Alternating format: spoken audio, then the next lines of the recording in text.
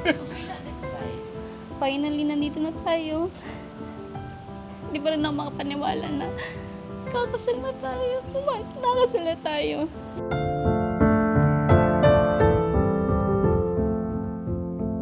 Sa inyong pagpasok sa buhay mag-asawa, maaaring ito ay isa sa pinakamagandang bahagi ng buhay.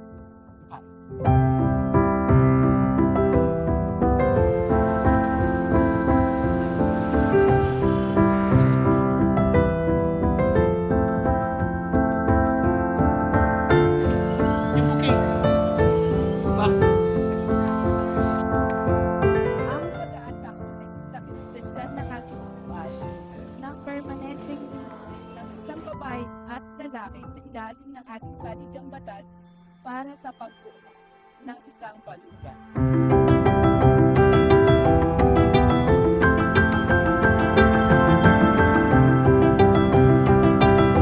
I'm really thankful that the time that I found you, I really do need somebody like you. Somebody that I could care for, somebody that I could trust, and somebody that I could love.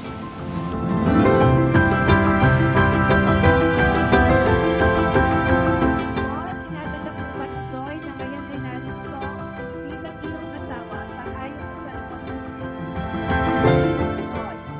Tinatanggap ko pa si Paul bilang iyong asawa sa ayon sa salubong ng Once again,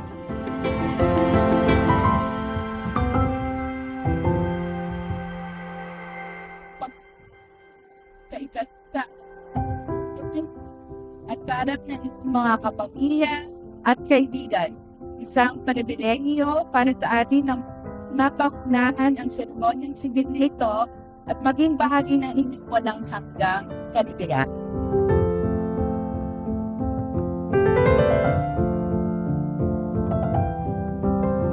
Paul, maaari mo nang halikan ang iyong asawa.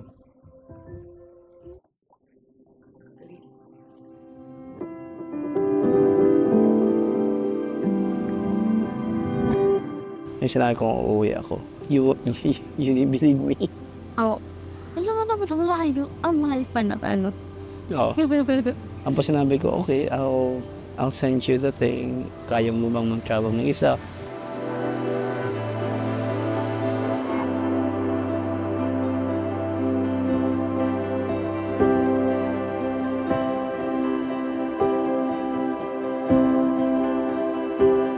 Alam mo na hindi ko na-expect na magtatagal tayo. Kasi nga, literal na ang layo-layo natin dito ay umaga at dyan ay gabi. You didn't believe me at first. Di ba? Sabi mo hindi tayo magtatagal. Nawala tayong spark. Kasi nga layo natin. Months lang yan. Oo, naging years. Pero eto, dito na tayo. Makulit ka rin kasi. Ay, dinaan kita sa kulit. Oo. Siyempre.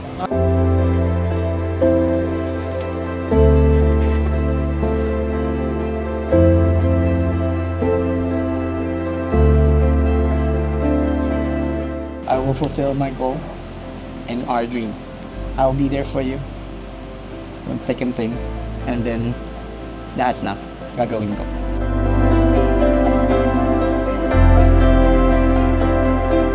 Kaya pinapangako ko mamahalin pa kita at laging pipiliin araw-araw. And I vow to be patient with you and your dreams. And I vow to be gentle. I vow to never stop learning about you and to discover new things about you katulad ng first meet natin. To listen to your words and silence in between.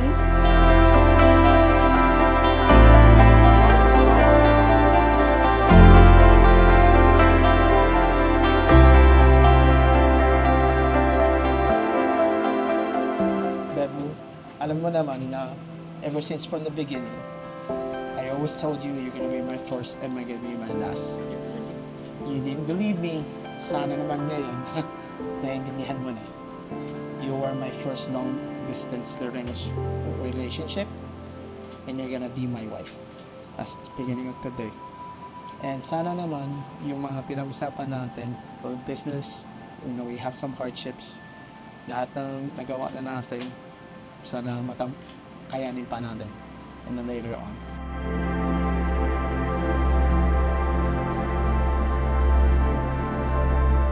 You're not supposed to be crazy in love. You're supposed to be at peace in love.